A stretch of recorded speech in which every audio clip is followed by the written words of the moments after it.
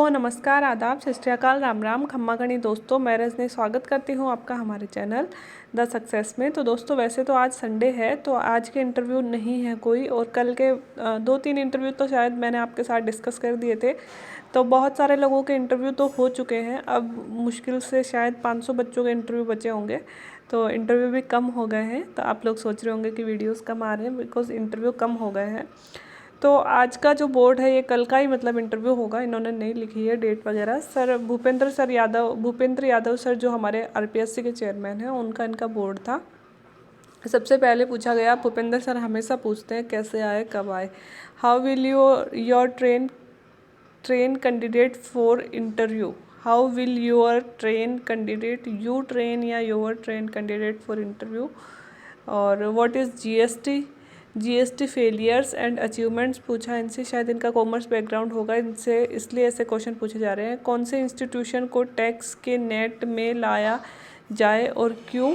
और counter questions were दियर कि कौन से इंस्टीट्यूट को टैक्स और लेना चाहिए या फिर किससे और लिया जाना चाहिए, और इससे कुछ फिर इनसे काउंटर क्वेश्चंस पूछे गए। फिस्कल एंड मॉनेटरी पॉलिसी इनसे पूछी गई, तो पक्का इनका कॉमर्स बैकग्राउंड ही होगा, मतलब इकोनॉमिक्स होगा इनके, तभी इनसे इकोनॉमिक्स वालों को ही ज़्यादा ऐसे क्वेश्चन पूछते हैं। हमसे भी पूछ सकते हैं, नॉर्मल बैकग्राउंड वालों से भी, बट जिनके मतलब ऐसी चीज़ें ज़्यादा चलती हैं उनसे ऐसे थोड़े ज़्यादा पूछे जाते हैं।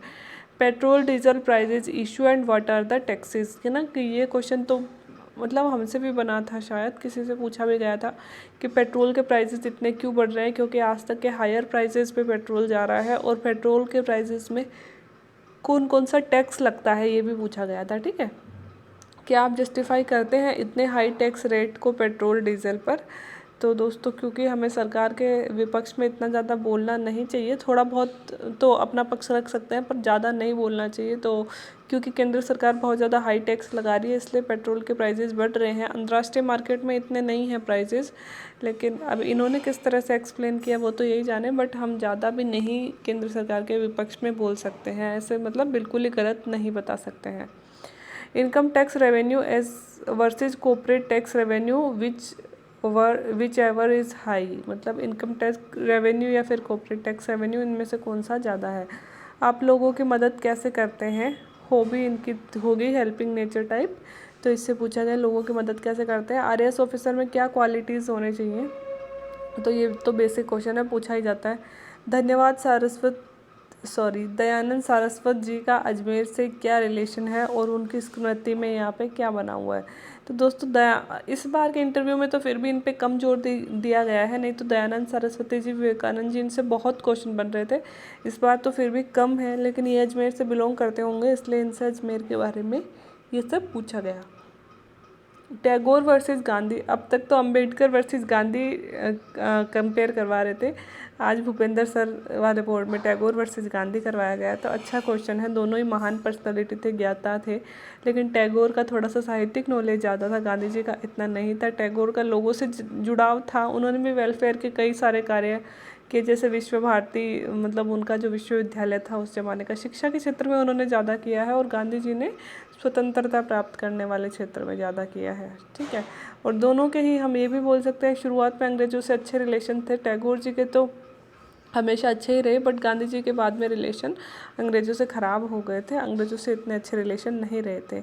रिलीजियस रिफॉर्म्स इन राजस्थान में किए गए धार्मिक सुधार कौन कौन से थे। आप आरएएस ही क्यों बनना चाहते हैं, तो 2 क्वेश्चन हो गए।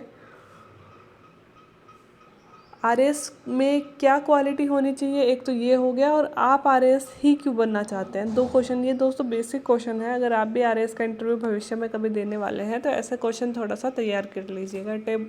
टैगोर को नोबेल पुरस्कार क्यों मिला था, है ना, तो उनकी कृति के लिए मिला था, गीतांजलि के लिए।